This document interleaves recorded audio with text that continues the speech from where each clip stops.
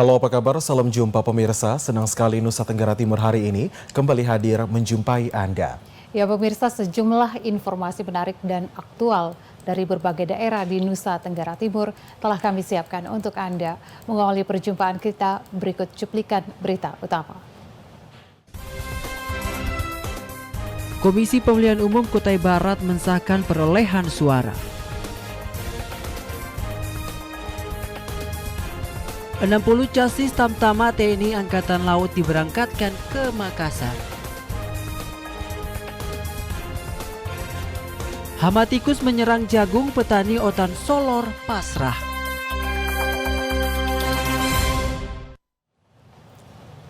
Cuplikan berita utama tadi akan kami rangkai dengan informasi menarik lainnya bersama saya Afonso de Araujo. Dan saya Venido. Pemirsa, inilah Nusa Tenggara Timur hari ini selengkapnya untuk Anda.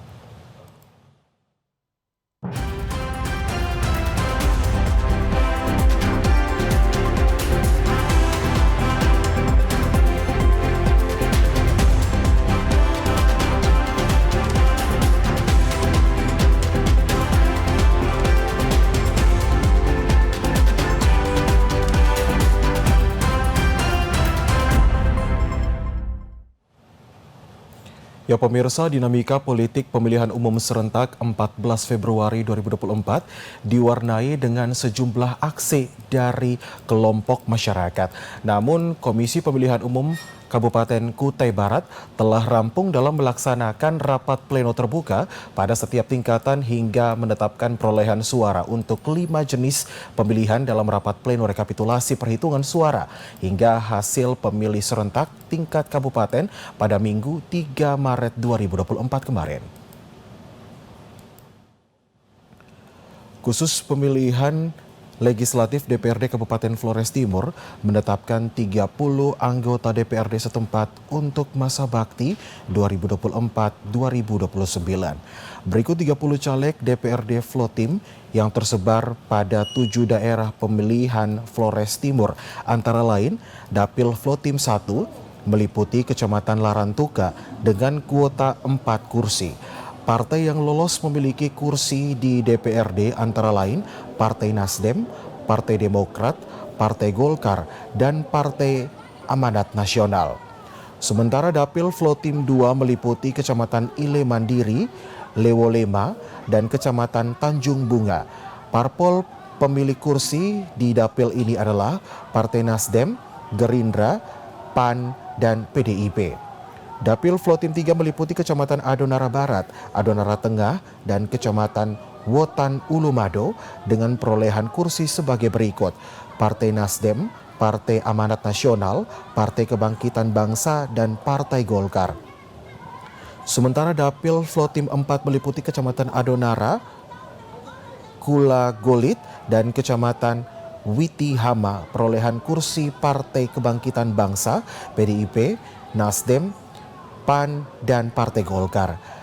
Dapil Flotim 5 meliputi Kecamatan Adonara Timur dan Ile Boleng. Potensi kursi adalah sebagai berikut. PDIP, PKB, Nasdem, Gerindra, dan juga Gelora. Dapil Flotim 6 meliputi Kecamatan Solor Barat, yaitu Solor Selatan dan juga Solor Timur. Perolehan kursi partai antara lain Partai Nasdem, PAN, PDIP, dan juga Perindo. Dapil Flotim 7 meliputi Kecamatan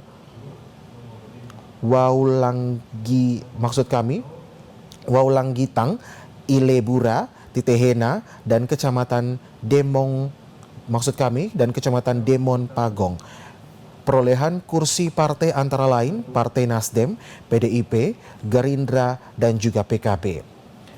Dari formula perolehan kursi ini dipastikan 30 incumbent periode 2019-2024 yang kembali lolos ke Balai Delekat DPRD Flores Timur periode 2024-2029 sebanyak 10 orang. Sementara 20 incumbent lainnya terpaksa harus terhenti hanya karena kurangnya suara dan kepercayaan pemilihan di masing-masing dapil. Sementara perolehan suara dan kursi mayoritas yang tersebar di 7 dapil ini adalah Partai Nasdem dengan 7 kursi, disusul PDIP dengan 5 kursi, PAN 5 kursi, PKB dengan 4 kursi, Golkar dan Gerindra memiliki 2 kursi. Sementara Perindo, Gelora dan Demokrat masing-masing yang memiliki 1 kursi. Dari Flores Timur, Patman Werang, TVRI NTT melaporkan. Pemirsa, Komisi Pemilihan Umum Kabupaten Manggarai Timur telah sukses menggelar rapat pleno terbuka hasil rekapitulasi dan penetapan hasil perhitungan tingkat Kabupaten Manggarai Timur.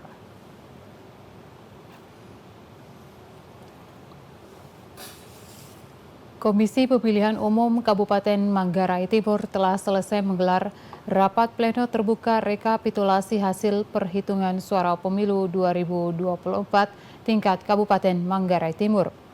Ketua KPU Manggarai Timur Jeffrey Guido mengatakan, rekapitulasi tingkat Kabupaten Manggarai Timur telah selesai dilaksanakan dan berjalan lancar.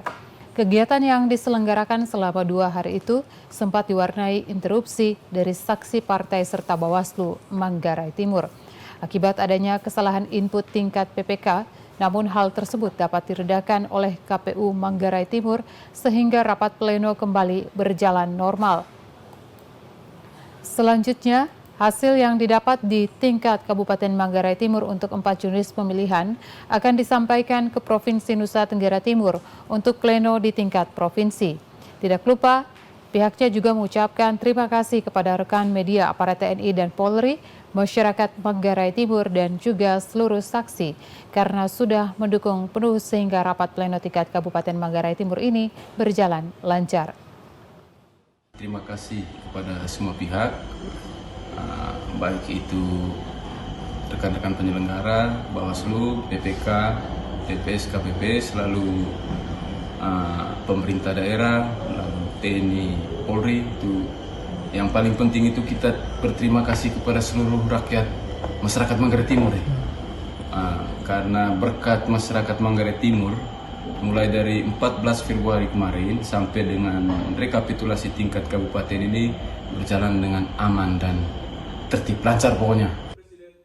Manggarai Timur, Paulus Tengko, TVRI NTT melaporkan. Ya, sementara itu pemirsa, Komisi Pemilihan Umum Kabupaten Lembata telah menuntaskan pleno rekapitulasi hasil perhitungan suara untuk 9 kecamatan.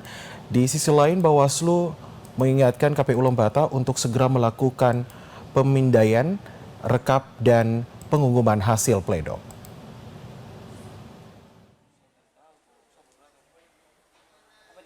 Setelah berjalan cukup alot selama 3 hari, Komisi Pemilihan Umum akhirnya berhasil menuntaskan pleno rekapitulasi hasil perhitungan suara pemilu 2024 pada Sabtu 2 Maret 2024 malam.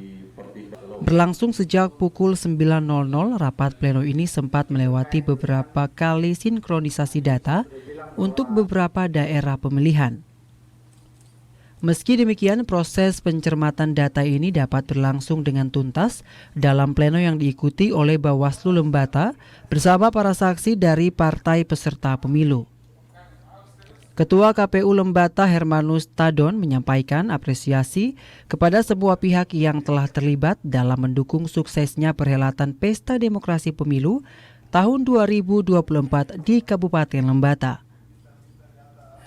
Meski menyisakan beberapa catatan kritis seperti pemungutan suara ulang di 2 TPS, proses pemilu di Lembata tidak menimbulkan gejolak yang luar biasa seperti tahun-tahun sebelumnya. Selanjutnya, hasil pleno ini akan dibawa untuk diplenokan di tingkat Provinsi Nusa Tenggara Timur. Setelah ini kami akan umumkan, seperti yang disampaikan oleh Pak Ketua Bawaslu tadi, kami akan umumkan surat keputusan ini. Kemudian 1-2 hari ke depan kami akan bawa hasil ini untuk diplenokan di tingkat provinsi. Selanjutnya akan diplenokan lagi di tingkat pusat di KPU RI. Keputusan KPU RI itulah akan menjadi objek sengketa.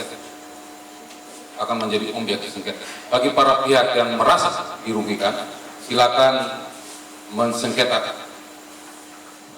proses ini.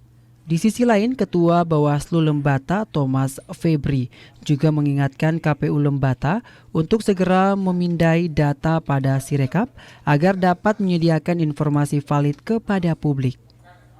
Tidak hanya itu, hasil pleno ini juga harus diumumkan ke publik melalui media massa, website resmi KPU, dan jejaring media sosial resmi KPU Lembata.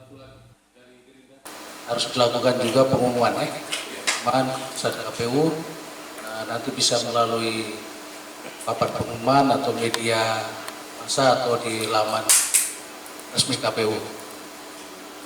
Kemudian yang berikut,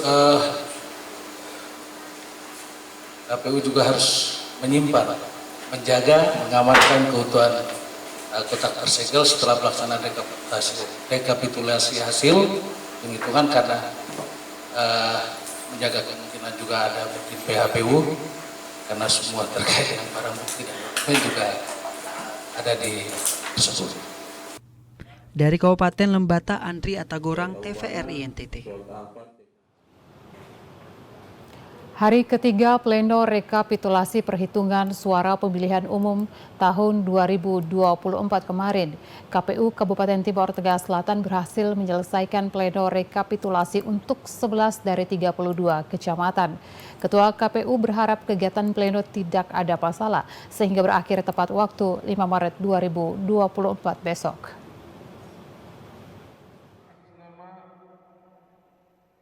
Kepada TVRI, Andi Bresley Funu, Ketua Komisi Pemilihan Umum Kabupaten Timor Tengah Selatan, ketika diwawancarai Minggu 3 Maret 2024, sekitar pukul 23.00 menjelaskan bahwa hingga memasuki hari ketiga pelaksanaan pleno rekapitulasi pemilihan umum tingkat Kabupaten Timor Tengah Selatan, telah berhasil menyelesaikan pleno untuk 11 dari 32 kecamatan yang mengadakan pemilihan umum 2024. Pihaknya berharap sampai hari terakhir Selasa 5 Maret 2024 besok, kegiatan pelaksanaan pleno rekapitulasi tingkat kabupaten berlangsung aman dan tidak ada persoalan. Sejauh ini dalam proses rekapitulasi ada riak-riak dan dinamika dari berbagai pihak seperti Bawaslu dan para saksi parpol, namun baginya itu dinamika yang harus dimaknai dalam berpolitik.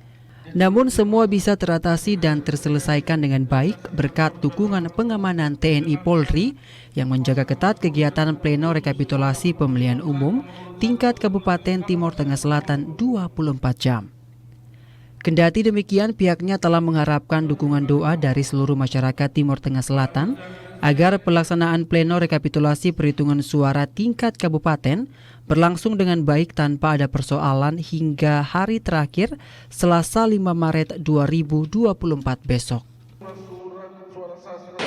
Selanjutnya sampai dengan hari ini ada 11 kecamatan sampai dengan per jam sekarang, tetapi ada satu kecamatan yang masih pending karena ada satu TPS yang data untuk pengguna hak pilih itu yang tidak tercover input tapi tidak tercover, jadi itu masih dalam proses untuk pembenahan sehingga bisa sedangkan dia tidak mempengaruhi hasil. Ya. Pantauan TVRI di Gor Nekamese Soe Minggu 3 Maret 2024 sekitar pukul 20.00 WITA hingga pukul 03.00 WITA dini hari, kegiatan pleno rekapitulasi tingkat kabupaten hari ketiga berlangsung aman kondusif hingga berakhir pada Senin 4 Maret 2024 pukul 03.00 WITA dini hari. Dari Timor Tengah Selatan, Evan Baitanu, TVRI NTT. Ya pemirsa, pemerintah daerah Timor Tengah Selatan mengapresiasi dan berterima kasih yang tak terhingga kepada Komisi Pemilihan Umum dan Bawaslu atas kerja keras hingga menyukseskan pemilihan umum di Kabupaten Timor Tengah Selatan.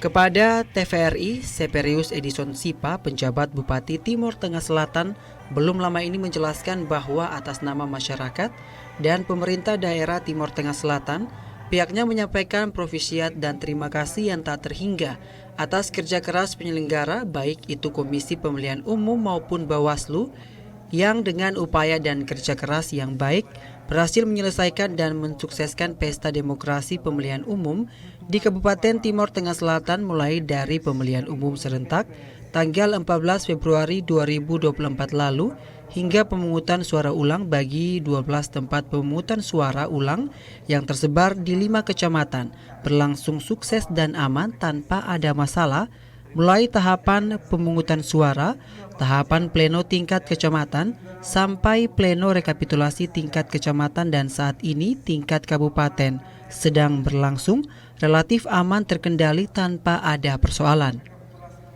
Dengan demikian, pihaknya mengharapkan bantuan dan dukungan semua pihak agar pelaksanaan pleno tingkat Kabupaten Timor Tengah Selatan mulai dari hari pertama hingga akhir pelaksanaan tidak ada persoalan. Berikan apresiasi dan beberapa dukungan yang besar kami sampaikan kepada KPU dan Bawaslu dan dukungan TNI Polri untuk ketertiban, kelancaran dan jalannya pemilihan umum sehingga dari tahap pertama sampai dengan tahap sekarang mau pleno semuanya bisa berjalan dengan baik. Harapan kami bahwa selama pleno ini juga bisa berjalan dengan baik sehingga pleno dapat selesai dengan baik. Itu harapan kami. Selain itu, pihaknya juga menyampaikan terima kasih yang tak terhingga atas dukungan dan koordinasi yang baik dari Forkopimda Kabupaten Timor Tengah Selatan yang mendukung penuh kegiatan pelaksanaan pemilihan umum dari berbagai tahapan berlangsung aman, tak ada persoalan. Dari Timor Tengah Selatan, Evan Baitanu, TVRI NTT. Pemirsa, KPU Kabupaten Kupang mengakhiri rapat pleno dengan finalisasi hasil pleno rekapitulasi.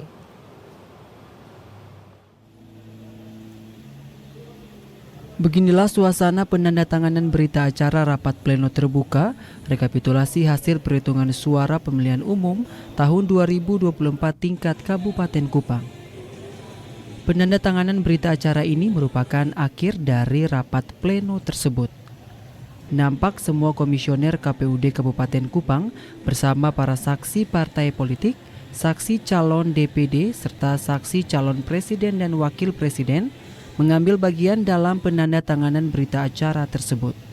Pantauan TVRI NTT pada Minggu 3 Maret 2023 sebelum penandatanganan berita acara, KPUD Kabupaten Kupang lebih dahulu melakukan finalisasi rekapitulasi pleno tingkat kabupaten ini, yakni terhadap semua laporan hasil pleno tingkat kecamatan yang dilakukan PPK hingga Sabtu 2 Maret 2024 sebelumnya. Adapun dalam finalisasi hasil rekapan pleno kabupaten ini, KPUD Kabupaten Kupang bersama Bawaslu melakukan sinkronisasi antara Form C hasil dengan D hasil dan Sirekap. Kemudian dilanjutkan dengan melaporkan finalisasi rekapitulasi hasil pleno tersebut kepada semua saksi partai politik, saksi calon DPD, juga saksi calon presiden dan wakil presiden. Kendati demikian, pada laporan finalisasi ini, KPUD Kabupaten Kupang bersepakat dengan forum yang ada agar tidak melaporkan secara rinci perolehan suara setiap calon legislatif, tetapi hanya melaporkan total suara partai politik karena sudah terakumulasi juga suara calon legislatif.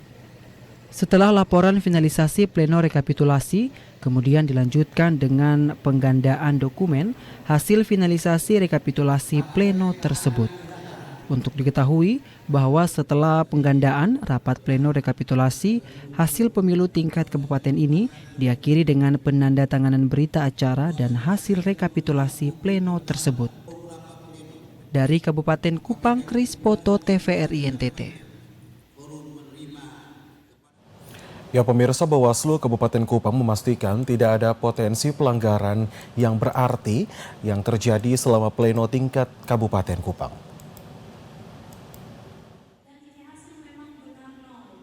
Rapat pleno terbuka rekapitulasi hasil perhitungan suara pemilihan umum tahun 2024 tingkat Kabupaten Kupang baru saja berakhir pada Minggu 3 Maret 2024 malam.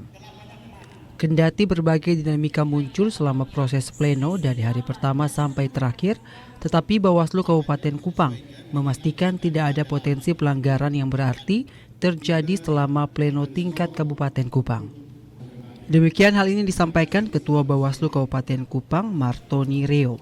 Ia mengatakan pleno yang dilakukan oleh KPUD Kabupaten Kupang sejak hari pertama sampai hari terakhir semua berjalan dengan baik. Walaupun di dalamnya ada berbagai dinamika yang muncul, tetapi hal tersebut merupakan hal biasa. Karena tujuan dari pleno rekapitulasi hasil pemilu 2024 tingkat kabupaten ini adalah untuk memperbaiki dan mencocokkan berbagai selisih data agar nantinya bisa dilanjutkan ke tingkat provinsi dan tingkat pusat. Ditambahkan Martoni Reo sempat dalam rapat pleno ini ada kejadian luar biasa dari Kecamatan Fatuleu, yakni segel amplop coklat yang berisikan di hasil pleno rekapitulasi pemilu 2024 dari Kecamatan Fatuleu terbuka. Sehingga atas kejadian tersebut telah dimasukkan dalam berita acara kejadian khusus. Dan sempat terjadi protes dari para saksi politik, walaupun telah diakui oleh PPK dari Kecamatan Fatuleu pengaruh kelelahan sehingga kurang teliti. Menurut Martoni, substansi dari isi amplop yang tidak disegel tersebut adalah isinya. Sehingga setelah diuji bersama isi dari amplop tersebut tidak bermasalah. Bawaslu telah menyampaikan saran perbaikan dan tidak ada lagi yang dipersoalkan oleh Bawaslu dan saksi. Nah, terkait dengan berita acara atau kejadian khusus yang terjadi ini, saya kira itu hal biasa. Prinsipnya adalah soal tidak disegelnya ya. Nah, prinsipnya kita substansi dari kotak itu apa, isinya apa, bermasalah tidak. Kalau sepanjang tidak bermasalah ya sudah, dibuat kejadian khusus untuk kemudian kita uji bersama di rapat pleno ini dan ternyata bahwa tidak ada yang bermasalah soal isi dari kotak itu. Jadi saya kira tidak ada masalah. Untuk diketahui bahwa atas kejadian tersebut, KPUD Kabupaten Kupang telah mengeluarkan berita acara kejadian khusus yang ditandatangani oleh KPUD, para saksi, dan Bawaslu. Dari Kabupaten Kupang, Krispoto, TVRI NTT. Sebanyak 60 calon siswa Tamtama diberangkatkan. Informasinya sesaat lagi usai jeda berikut. Untuk itu tetaplah bersama kami.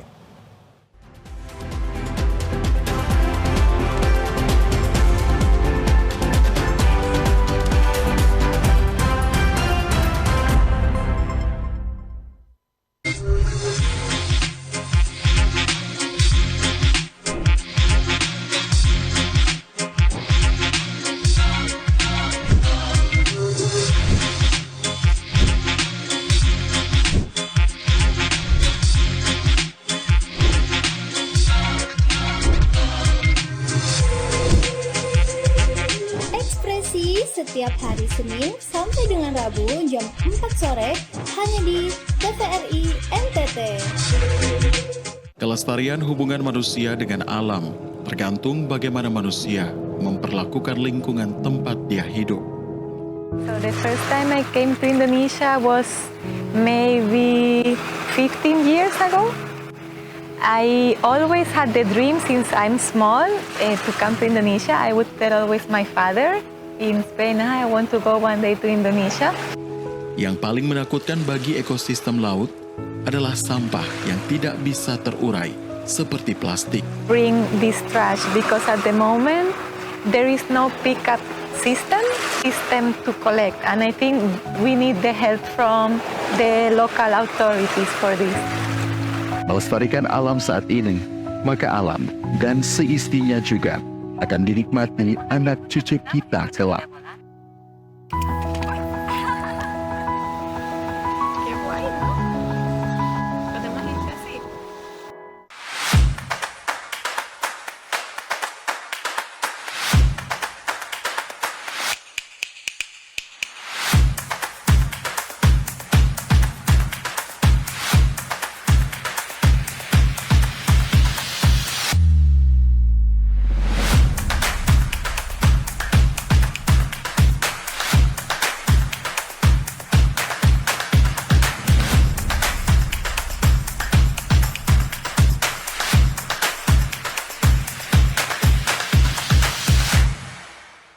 Di Musik Orang Muda. Musik Orang Muda. Musik Orang Muda. Musik Orang Muda.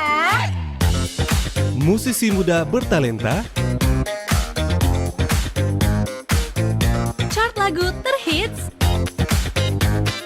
Dia kenal ini. Terkenal sekali di Kota Kupang ya. Tapi nggak kalah. Pantengin terus Musik Orang Muda. Setiap Jumat pukul 11. Hanya di TVRI NTT. Shalom, Bapak Ibu, Saudara-saudara yang dikasihi Yesus Kristus Tuhan kita. Mari kita siapkan hati dan pikiran kita untuk membaca dan merenungkan kebenaran firman Tuhan. Sebenarnya kehidupan ini juga berpihak kepada mereka yang memberikan telinga untuk mendengar suara Tuhan. Shalom. Saksikan Mimbar Agama Kristen setiap Sabtu pukul 16 hanya di TVRI NTT.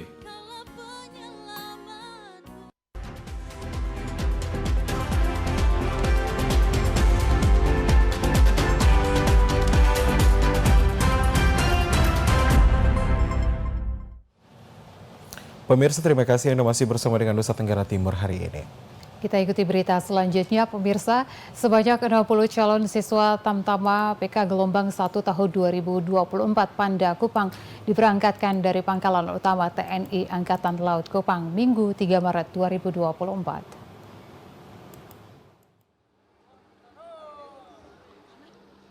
Wakil Komandan Pangkalan Utama TNI Angkatan Laut 7 Kupang memimpin apel pelepasan calon siswa Tamtama PK Gelombang 1 tahun 2024. Sebanyak 60 calon siswa Tamtama PK Gelombang 1 tahun 2024 Panda Kupang diberangkatkan dari Pangkalan Utama TNI Angkatan Laut 7 Kupang, Minggu 3 Maret 2024. Jadwal ini dimajukan karena alasan cuaca. Sebelum diberangkatkan, para casis Tamtama mengikuti apel pelepasan yang dipimpin oleh Wadan Lantamal 7 Kupang. Apel juga dihadiri oleh para perwira TNI Angkatan Laut, anggota TNI AL, dan casis Bintara, serta keluarga dari casis Tamtama. Para casis akan diberangkatkan ke Satdik 2 Makassar menggunakan KRI Teluk Banten. Mereka akan diseleksi ulang dengan beberapa panda lain yakni dari Bitung, Manado, Makassar, dan Tarakan. Selanjutnya kemudian akan mengikuti pendidikan selama 6 bulan. Kolonel Marinir Aris Budiadi berpesan kepada para casis agar mengharumkan nama Nusa Tenggara Timur dan selalu tetap menjaga kesehatan. Kita melaksanakan upacara pelepasan untuk hasil seleksi kita. Tahun 2024 ini ada 60 orang Tamtama, ya, dari pendaftarannya sekitar 2.000 yang diterima ini 60 Tamtama. Mereka akan berangkat mengikuti pendidikan di Makassar. Ya, pesan kepada mereka supaya tetap menjaga kesehatan. Di sana juga masih melaksanakan tes tingkat pusat. Jadi kita di sini melaksanakan tingkat daerah, Panda. Kemudian mereka akan melaksanakan tes tingkat pusat, nanti akan bersaing dengan dari Bitung, dari Manado, dari Makassar, Tarakan, sama dari Kupang. Jadi ada 4 panda lainnya, nanti akan digodok lagi, ya masih ada beberapa nanti yang akan tersisih juga nanti. Setelah apel pelepasan dilaksanakan, para pengantar casis dipersilakan untuk berfoto bersama. Terlihat juga ada beberapa yang meneteskan air mata karena akan berpisah sementara waktu dengan sanak saudaranya. Tim Liputan TVRI NTT. Kita ke berita lainnya, pemirsa. Jelang perayaan Idul Fitri tahun 2024, Polres Timur Tengah Selatan menggelar apel gelar pasukan dengan sandi operasi keselamatan Turangga dan juga pencadangan aksi keselamatan jalan wilayah hukum Polres TTS pada Sabtu 2 Maret 2024 di halaman kantor Mapolres TTS. Kepada TVRI, AKBP Igustu Putu Suka Arsa, Kapolres Timur Tengah Selatan, menjelaskan bahwa menjelang bulan suci Ramadan tahun 2024, serentak di seluruh Indonesia dan jajaran Polda Nusa Tenggara Timur menggelar apel gelar pasukan operasi keselamatan Turangga dalam rangka pencanangan aksi keselamatan jalan. Tujuan apel gelar pasukan keselamatan tersebut agar memberikan edukasi kepada masyarakat untuk selalu berwaspada dalam berlalu lintas di jalan dengan menggunakan kendaraan baik kendaraan umum maupun kendaraan pribadi. Akhir-akhir ini banyak kecelakaan lalu lintas yang merenggut nyawa akibat melanggar lalu lintas atau rambu-rambu yang ada dan tidak mematuhi ketertiban lalu lintas. Data laka lantas di Polda Nusa Tenggara Timur, korban meninggal dunia mencapai 350 dalam tahun 2023. Sementara khusus di Kabupaten Timur Tengah Selatan, korban meninggal dunia di tahun yang sama mencapai 150 orang. Umumnya kecelakaan disebabkan karena kurang berhati-hati dalam menggunakan kendaraan di jalan umum oleh para pengendara. Sasaran operasi lebih fokus pada titik jalan yang rawan dan tempat-tempat ramai, serta tempat wisata dengan fokus operasi adalah kelengkapan dokumen kendaraan maupun pengendara harus memiliki SIM. Selain itu helm bagi yang berkendara roda 2 dan kelengkapan kendaraan lain yang dapat mendukung keselamatan pengendara di jalan. Selanjutnya, fokus operasi juga kepada oknum-oknum yang sengaja mengganggu ketertiban masyarakat menggunakan knalpot racing dengan berusaha melakukan balap liar. Petugas dengan sendirinya akan melakukan ketertiban. Operasi Keselamatan Turangga 2024 akan berlangsung 14 hari ke depan yang akan berakhir pada tanggal 17 Maret 2024 mendatang. Kapolres menghimbau kepada seluruh masyarakat Timur Tengah Selatan untuk selalu berhati-hati dalam berkendaraan dengan tidak lupa mengantongi surat-surat kendaraan maupun SIM agar selamat sampai tujuan yang diharapkan. Sarannya nanti ya pelanggaran kecelakaan lalu lintas. Jadi operasi ini untuk menekan tingkat pelanggaran pengendara, terus kecelakaan, fatalitas kecelakaan, terus kemacetan di lalu lintas. Karena memang di NTT kalau bilang tingkat kecelakaan dan fatalitas korban akan atas cukup tinggi. 368 orang meninggal akibat kecelakaan lalu lintas. Itu jumlah yang kecil, besar 300. Dari Timur Tengah Selatan, Evan Baitanu, TVRI NTT. Pemirsa, tetaplah bersama kami. Nusa Tenggara Timur akan hadir sesaat lagi.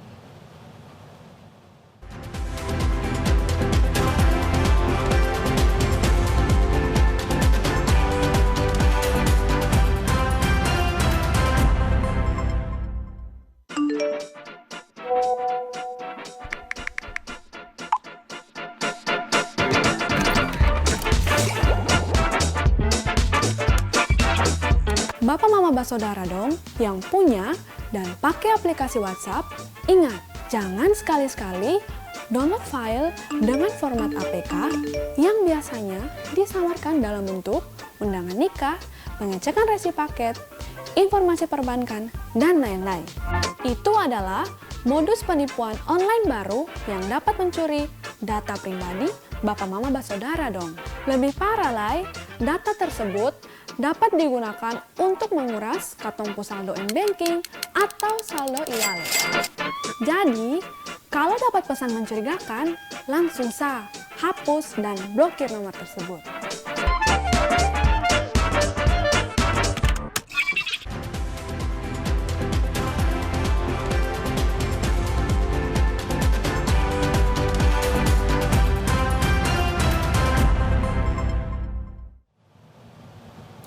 Ya pemirsa, terima kasih Anda masih bersama dengan kami di Nusa Tenggara Timur hari ini.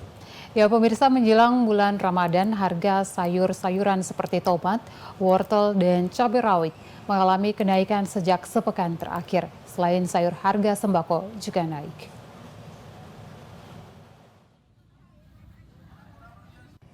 Selain naiknya harga sembako di pasar Impres Borong, harga sayuran seperti tomat, wortel, dan cabai rawit masih tinggi meskipun sempat mengalami penurunan harga beberapa minggu lalu. Lonjakan harga sembako dan sayur-sayuran yang terjadi beberapa minggu lalu membuat pedagang rugi hingga 40%. Cabai merah yang sebelumnya Rp35.000 kini naik menjadi Rp45.000 per kilogram.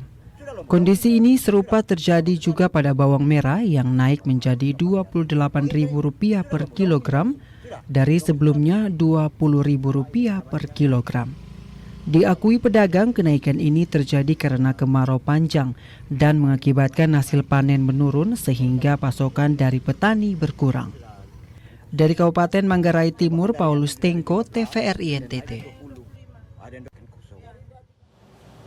Ya pemirsa, meskipun baru muncul, buliran jagung muda kini sudah diserang oleh hama tikus. Buliran jagung muda tersebut nyaris hanya menyisakan jenggel atau tongkol, sedangkan jagung ludes dilahap hama tikus.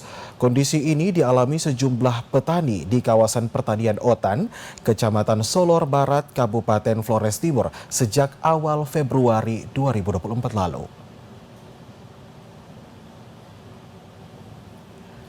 Tedeus Herin, salah seorang petani di kawasan Otan, kepada TVRI menuturkan tanaman jagung miliknya diserang hama tikus sekitar minggu pertama bulan Februari silam. Kondisinya juga dialami petani lainnya yang tersebar secara merata pada garapan sekitar belasan hektar di lahan pertanian milik masyarakat Solor di kawasan pertanian Otan. Kejadian serangan hama ini terjadi pada lahan pertanian warga yang ditanami awal sejak hujan pertama kali. Sementara hingga saat ini pun serangan itu masih terus berlanjut. Meski pasrah atas kondisi ini, dirinya bersama pemerintah dan segenap tokoh adat sudah melakukan upaya penanggulangan hama tikus melalui ritual budaya kearifan lokal, melalui ritual adat sesuai dengan kepercayaan masyarakat adat Lama Holot. Namun hasilnya pun belum maksimal. Tedeus pun menuturkan dari masa serangan hama tikus di lahan garapan petani hingga saat ini pun belum ada langkah penanggulangan langsung dari pihak pemerintah melalui dinas teknis. Dengan kondisi yang ada membuatnya pasrah jika tidak ada bantuan langsung dari dinas teknis Pemda Flotim, maka ia memastikan untuk musim tanaman tahun berikutnya dirinya akan kesulitan untuk mendapatkan benih jagung untuk ditanam. Sementara kondisi padi pun diperkirakan akan ikut diserang hama tikus jika tidak ditangani secara tepat. Dari Flores Timur, Patman Werang, TVRI NTT melaporkan. Pemirsa, Taman Baca Anak Merdeka menggelar lomba bercerita menggunakan bahasa daerah Endelio. Lomba ini sebagai upaya melestarikan bahasa daerah serta peningkatan kapasitas serta mental anak.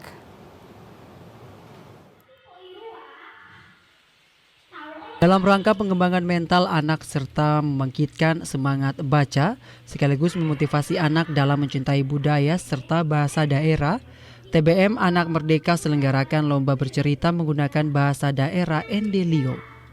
Mario Gesiraja, founder kegiatan ini mengatakan, kegiatan diikuti oleh 21 peserta seluruh SD se-Kabupaten Ende yang sebelumnya sudah diseleksi secara oleh panitia dan pendaftaran dilakukan secara online.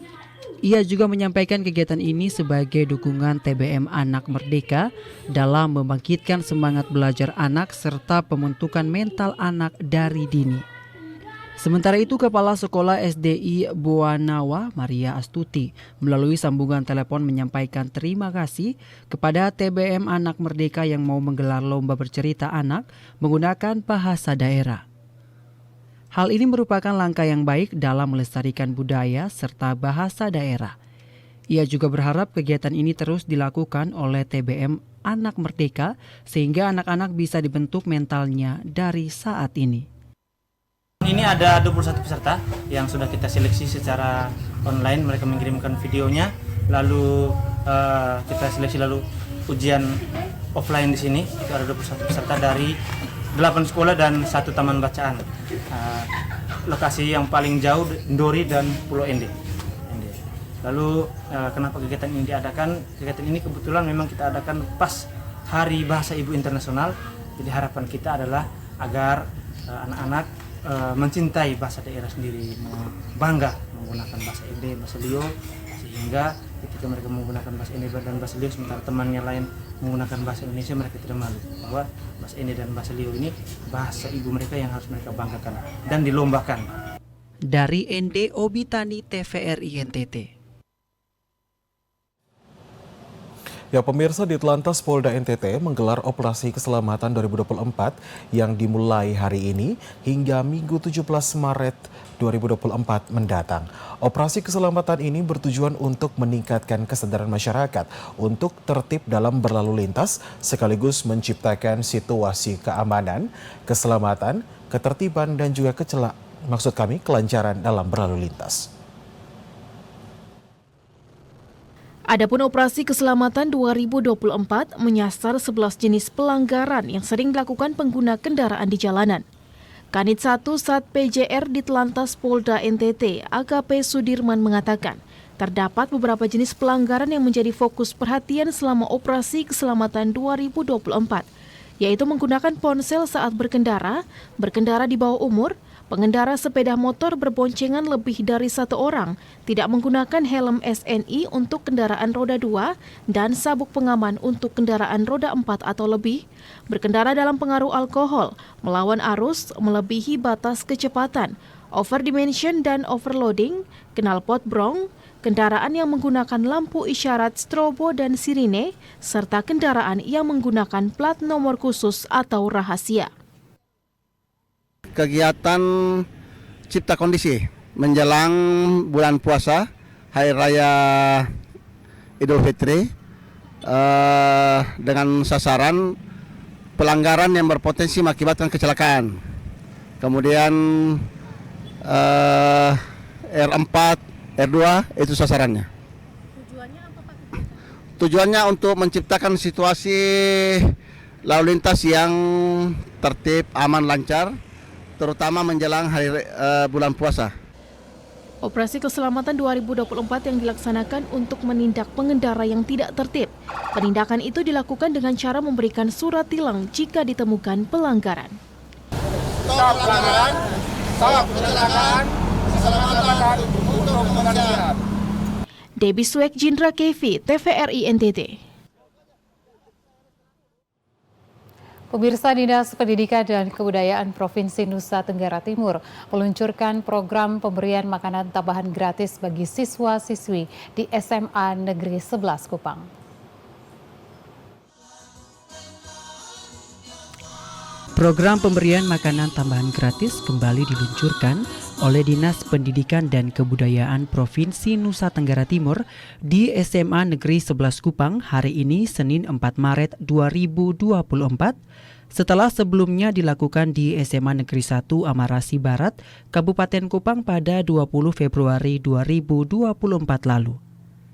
Dalam sambutannya, Kepala Dinas dan Kebudayaan Provinsi Nusa Tenggara Timur, Linus Lusi menyampaikan bahwa program ini diluncurkan atas keberpihakan pemerintah terhadap masyarakat, khususnya anak sekolah yang merupakan generasi penerus bangsa. Kepedulian ini merupakan kolaborasi pemerintah dan sekolah dalam menjamin mutu kesehatan siswa-siswi saat berada di lingkungan sekolah. Kadis Pendidikan dan Kebudayaan Linus Lusi berharap ini menjadi langkah awal baik untuk sekolah di Kota Kupang agar dapat menerapkan hal yang sama di sekolahnya masing-masing. Ibu Kepala Sekolah, Ibu Pengawas bersama para guru memberi sebuah aliasi makan siang gratis bagi siswa SMA Negeri 11 Kota Kupang. Ini untuk kedua kalinya, pertama untuk Kota Kupang. Kenapa ini kita memberi makan siang gratis? Karena kita mau berkolaborasi. Kenapa? Satu, ada kemiskinan ekstrim yang butuh kolaborasi dari semua stakeholder. Dan Dinas PDK Provinsi Nusa Tenggara Timur memiliki siswa 450.000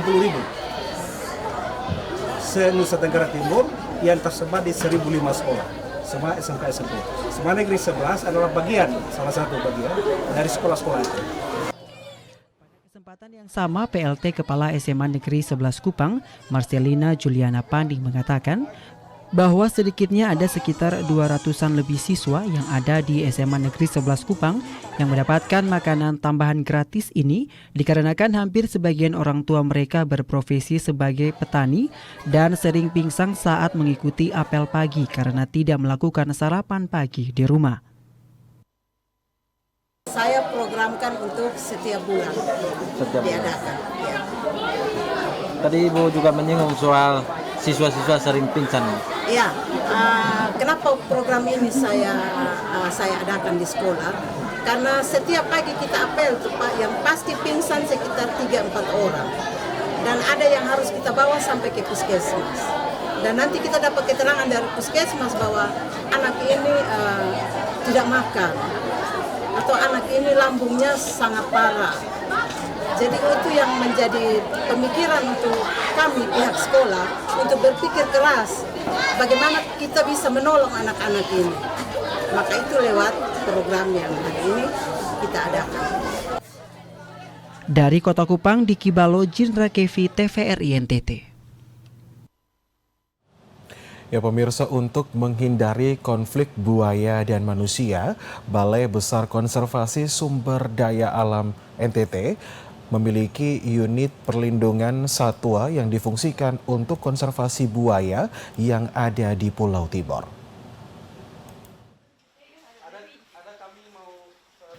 Berdasarkan data Unit Penanganan Satwa BBKSDA NTT, sejak 2011 sebanyak 40 orang telah meninggal dunia akibat serangan buaya. Sedangkan Crocbite Worldwide Crocodilian Attack Database, sebuah organisasi internasional yang melakukan pendataan human and crocodile conflict sejak 2006 di Nusa Tenggara Timur, sebanyak 58 orang telah meninggal dunia dan 32 lainnya menjadi korban non-fatal akibat serangan buaya. Tentunya hal ini menjadi perhatian pemerintah, terlebih belum ada penangkar maupun lembaga konservasi buaya. Sebagai solusi, pemerintah melalui Balai Besar Konservasi Sumber Daya Alam BBKSDA NTT memiliki unit perlindungan satwa yang saat ini menampung 7 ekor buaya yang berhasil diselamatkan. Dan perlindungan terhadap satwa-satwa yang ada di wilayah NTT begitu ya. Nah, salah satu satwa liar yang ada di NTT ini adalah buaya muara atau dalam bahasa Latin disebut Crocodylus porosus gitu. Nah, hampir di seluruh daratan pulau yang ada di NTT ini, pulau-pulau besar terutama Pulau Timor, Pulau Flores dan Pulau Sumba itu terutama di wilayah yang dekat dengan muara atau ada habitat mangrove, itu merupakan habitat buaya. Nah, di dalam kehidupan sehari-hari, kadang-kadang masyarakat berinteraksi dengan lokasi-lokasi yang merupakan habitat buaya tersebut. Sehingga tidak aneh, barangkali dalam berbagai kesempatan, kita mendengar berita bahwa ada masyarakat yang diterkam buaya, atau masyarakat yang melihat buaya di sekitar tempat tinggalnya, karena memang habitat-habitat tersebut berada dekat dengan pemukiman masyarakat, sehingga kita juga perlu kadang-kadang melakukan upaya evakuasi. Unit perlindungan satwa ini diharapkan bukan hanya berfungsi sebagai tempat penampungan sementara, tetapi juga diharapkan dapat berfungsi sebagai sarana pendidikan konservasi buaya di Pulau Timor. Selain itu, proses menangkap dan melepas buaya dilakukan dengan tahapan sesuai standar operasional prosedur yang telah ditetapkan. Prosedur yang teruji dan personil terlatih untuk melakukannya guna menghindari resiko fatal, baik bagi anggota tim maupun buaya yang ditangani. Debbie Sue Kristodapo, TVRI NTT.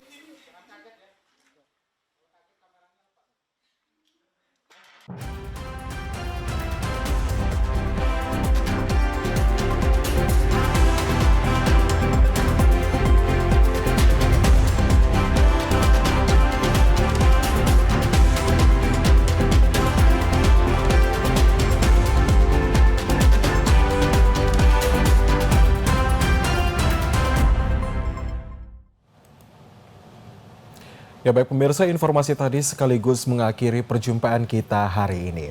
Terus saksikan Nusa Tenggara Timur hari ini yang menyajikan informasi secara santun, lugas, dan berimbang hanya di TVRI NTT, media pemersatu bangsa. Akhir kata, saya Venido.